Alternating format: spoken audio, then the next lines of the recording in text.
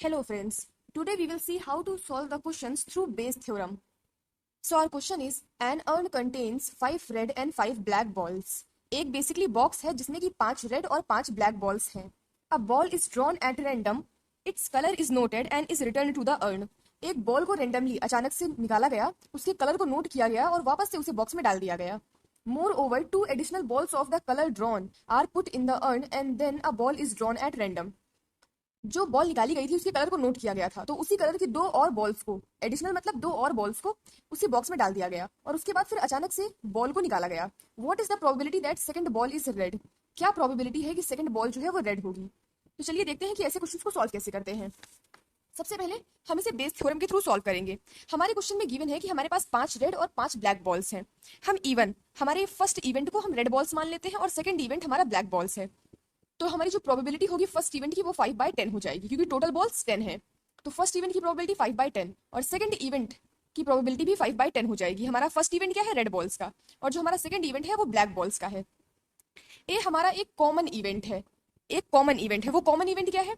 Common event ये है कि बॉल को अचानक से निकाला गया और उसके बाद उसके कलर को नोट किया गया और उसे वापस से बॉक्स में डाल दिया गया और उसी कलर की 2 और बॉल्स भी डाली गई. तो यहाँ पर 2 पॉसिबिलिटी है कि जब हम बॉल को अचानक से निकालेंगे, जब हम बॉल को रेंडमली निकालेंगे तो वो या तो रेड बॉल निकलेगी या फिर ब्लैक बॉल निकलेगी. अगर रेड बॉल निकलेगी तो हम 2 और रेड बॉल्स उस बॉक्स में डालेंगे और अगर ब्लैक बॉल निकलती है तो हम उसमें 2 और ब्लैक बॉल्स डालेंगे. तो हमारे पास बेसिकली 2 पॉसिबिलिटीज हैं. पहला क्या है कि मान लीजिए हमने A1, हमारी पहली पॉसिबिलिटी है A1 पॉसिबिलिटी क्या है कि रेड बॉल निकलती है. मान लीजिए हमने अचानक से बॉल निकाली और रेड बॉल निकली E1, तो हम प्रोबेबिलिटी फाइंड आउट करेंगे A1 की विद रिस्पेक्ट टू E1. हम प्रोबेबिलिटी फाइंड आउट करेंगे जब हमारी रेड बॉल निकलेगी तब. तो मान लीजिए हमने बॉल निकाली और हमारी रेड बॉल निकली, उसके बाद हमने उसको वापस से बॉक्स में डाल दिया और 2 और रेड बॉल्स को बॉक्स में डाला. तो प्रोबेबिलिटी क्या हो जाएगी? 5 + 2 7 और अपॉन में 10 + 2 12. हमारे पास 10 बॉल्स थी और मान लीजिए हमने एक बॉल जो निकाली वो रेड कलर की थी. हमने रेड कलर नोट किया और उसके बाद 2 और रेड कलर की बॉल्स उसमें डाल दी. तो प्रोबेबिलिटी क्या हो जाएगी? 7/12. सेकंड हमारा है A2 with respect to E2. हमारा E2 क्या है? हमारा E2 इवेंट है ब्लैक बॉल्स का. मान लीजिए जो हमने बॉल निकाली वो ब्लैक कलर की थी, तो अब हम क्या करेंगे? हम 2 और ब्लैक कलर की बॉल्स को उस बॉक्स में डाल देंगे. जब हम 2 और ब्लैक कलर की बॉल्स को उसमें डालेंगे तो टोटल ब्लैक बॉल्स हो जाएंगी 7. 5 + 2 7 और अपॉन में हमारे पास टोटल बॉल्स हो जाएंगे 12. तो ये 2 पॉसिबिलिटीज है बेसिकली. अब हमें बताना है कि जब हम इसके बाद क्या पॉसिबिलिटी है कि जो हमने बॉल निकाली वो रेड होगी, क्या पॉसिबिलिटी है कि जो हमने सेकंड बॉल निकाली वो रेड होगी. तो हम क्या फाइंड आउट करेंगे? हम फाइंड आउट करेंगे पॉसिबिलिटी ऑफ रेड बॉल. क्या पॉसिबिलिटी है कि हमारी जो बॉल हमने फाइंड आउट करी, जो बॉल हमने निकाली वो रेड होगी, even with respect to A1. हमें ये फाइंड आउट करना है. अब हम इसमें बेस थ्योरम लगाएंगे. बेस थ्योरम का फॉर्मूला क्या है? बेस थ्योरम का फॉर्मूला है probability of event first into करके जब हम आगे लिखते हैं तो हमारा A1 जो है वो ऊपर चला जाता है और E1 हमारा नीचे आ जाता है. Probability of A1 upon E1. जिस इवेंट की प्रोबेबिलिटी फाइंड आउट करनी होती है उस इवेंट को हम ऊपर लिखते हैं, बाकी सारे इवेंट्स को हम डिनोमिनेटर में लिख देते हैं. सबसे पहले हम first event, probability of first event, then PA1 upon में E1 प्लस हमारा प्रोबेबिलिटी ऑफ सेकंड इवेंट. हमारे पास इस क्वेश्चन में 2 ही इवेंट है, प्लस PA2/E2. अब हम इन सारे की जगह पर वैल्यूज पुट कर लेंगे. हमारी PE1 की वैल्यू क्या है? 5/10 और PE2 की वैल्यू भी 5/10 है. तो हम इन्हें वैल्यूज पुट कर लेंगे. 5/10 इंटू PA1/E1 की वैल्यू है 7/12 अपॉन में हम इसको एज इट इज नोट कर लेंगे. 5/10 7/12 plus probability of second event की प्रोबेबिलिटी है 5/10 इंटू करके probability of drawing a ball when it is a black. तो हमारी इसके पास प्रोबेबिलिटी है 7/12. हम ये वैल्यू भी पुट कर लेंगे. हमारा 120 कैंसिल हो जाएगा हमारे, और 5 7 जा हमें 35 मिल जाएगा. 5 7 जा 35 मिल जाएगा. डिनोमिनेटर में 5 7 जा 35 प्लस 5 7 जा 35, तो हमें बेसिकली मिल जाएगा 35/70. जब हम इसको फर्दर सिंप्लीफाई करेंगे तो हमें 1/2 मिल जाएगा. इसका मतलब क्या है कि जो सेकंड बॉल हमने निकाली वो रेड होगी, इस बात की प्रोबेबिलिटी 1/2 है. तो अब हम देखते हैं हमारा सेकंड क्वेश्चन. हमारे सेकंड क्वेश्चन में कहा गया है कि हमारे पास 2 बैग हैं, बैग फर्स्ट और बैग सेकंड. हमने अचानक से किसी एक बैग को सिलेक्ट कर लिया और फिर उसमें से एक बॉल निकाली. हमें क्वेश्चन में कहा गया है कि जो बॉल हमने निकाली वो बॉल रेड कलर की थी. तो सबसे पहले हम बैग 1 को फर्स्ट इवेंट मान लेते हैं और बैग सेकंड को सेकंड इवेंट मान लेते हैं. तो प्रोबेबिलिटी जो है फर्स्ट इवेंट और सेकंड इवेंट के अकर होने की वो 1/2 होगी. क्यों? क्योंकि दोनों बैग्स को सिलेक्ट करने के इक्वल चांसेस है. तो हमारे इवेंट 1 और इवेंट सेकंड की जो प्रोबेबिलिटी होगी वो 1/2 होगी।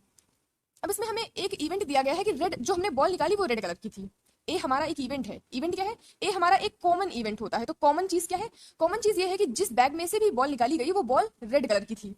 तो अब यहाँ पर हम देखते हैं, इवन मतलब हम मान लेते हैं कि वो जो बॉल हमने निकाली वो हमने फर्स्ट बैग से निकाली। इवन का मतलब क्या है? इवन का मतलब ये है कि हमने जो बॉल निकाली वो मान लेते हैं हमने फर्स्ट बैग से निकाली। तो क्या प्रोबेबिलिटी है कि वो बॉल रेड कलर की होगी? अगर हमने इवन यानी कि फर्स्ट बैग से बॉल निकाली तो क्या प्रोबेबिलिटी है कि वो बॉल रेड कलर की होगी? चलिए देखते हैं। यहाँ पर हमारे पास टोटल 4 रेड बॉल्स हैं और टोटल जो बॉल्स हैं वो 8 हैं। 4 + 4 8। तो जो प्रोबेबिलिटी होगी रेड बॉल होने की वो 4/8 होगी। सेकंड, हम अगर सेकंड बैग से बॉल निकालते हैं, अगर हम सेकंड बैग से बॉल निकालते हैं तो क्या प्रोबेबिलिटी है कि वो बॉल जो है वो रेड होगी? E2 हम डिनोमिनेटर में उस इवेंट को लिखते हैं जो इवेंट हो चुका होता है। हमने E2 यानी सेकंड बैग में से बॉल को निकाल लिया है। अब क्या प्रोबेबिलिटी है कि वो बॉल जो है वो रेड होगी? हमारे पास 2 रेड बॉल्स हैं और टोटल बॉल्स कितनी है? 6 + 2 8। तो यानी जो हमारी प्रोबेबिलिटी होगी वो होगी 2/8। अब हमसे कहा गया है कि फाइंड आउट करिए कि जो बॉल निकाली गई है वो फर्स्ट बैग से निकाली गई है। जो रेड कलर की बॉल हमने निकाली है तो हमें फाइंड आउट क्या करना है?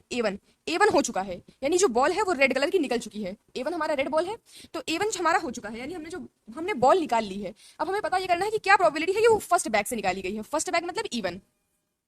क्या प्रोबेबिलिटी है कि हमने जो बॉल निकाली है वो फर्स्ट बैग से निकाली है, तो हमें ये फाइंड आउट करना है। अब यहाँ पर हम बेस थ्योरम लगाएंगे। बेस थ्योरम के अकॉर्डिंग हम जिस इवेंट की प्रोबेबिलिटी निकाल रहे होते हैं उस इवेंट को हम न्यूमरेटर में लिखते हैं P1 इंटू करके P A1/E1। हम जिस इवेंट की प्रोबेबिलिटी निकाल रहे होते हैं उसको हम न्यूमरेटर में लिख लेते हैं P1 probability of first event into करके PA1/E1। जो हमें निकालना होता है हम उसका उल्टा कर देते हैं। हमारा A1 ऊपर चला जाता है और E1 नीचे आ जाता है। और डिनोमिनेटर में हम सारे इवेंट्स को लिख लेते हैं P1, इसको हम एज इट इज नोट कर लेंगे A1/E1 प्लस हमारा second event P probability of second event into करके PA2/E2। अगर और इवेंट्स होते तो हम उनको भी लिख लेते, लेकिन फिलहाल यहाँ पर 2 ही इवेंट्स हैं। हमें P1 कितना गिवन है? 1/2 और PA1/E1 हमें गिवन है 4/8। डिनोमिनेटर में हम इसको एज इट इज नोट कर लेंगे 1/2 इंटू 4/8 प्लस हमें सेकंड इवेंट की प्रोबेबिलिटी गिवन है 1/2 इंटू करके हमारा PA2 with respect to E2 कितना गिवन है? 2/8। तो हम इसको एज इट इज नोट कर लेंगे। अब हमारा डिनोमिनेटर में 2 8 जा 16, ये हमारा कैंसिल हो जाएगा। 16 कैंसिल हो जाएगा तो 4 1 जा 4 और डिनोमिनेटर में अगर हम देखें तो 4 1 जा 4 प्लस 2 1 जा 2 तो 2, यानी हमें क्या मिल जाएगा? 4 + 2 6, 4/6। हम इसको फर्दर सिंप्लीफाई करेंगे तो हमें 2/3 मिल जाएगा। इसका मतलब क्या है? इसका मतलब ये है कि हमने जो रेड कलर की बॉल निकाली वो बॉल फर्स्ट बैग से निकाली गई है। जो हमने रेड कलर की बॉल निकाली वो बॉल को हमने फर्स्ट बैग से निकाला होगा, इसकी प्रोबेबिलिटी 2/3 है।